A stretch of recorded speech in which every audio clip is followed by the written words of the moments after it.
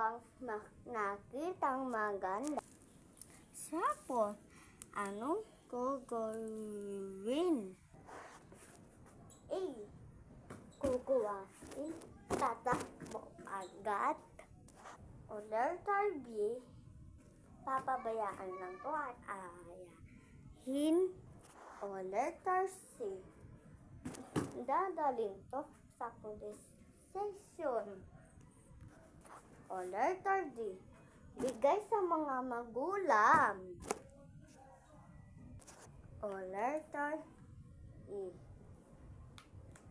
papaslicing to para totoong sila ba o hindi?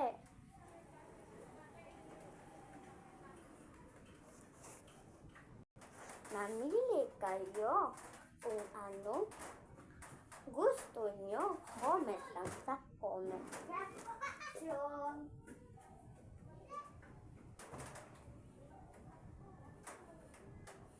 At babay na pala.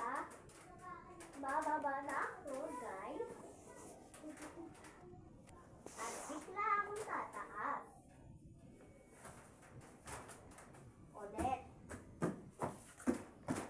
Maraming salamat. Ano kayang gugawin nyo? Comment lang sa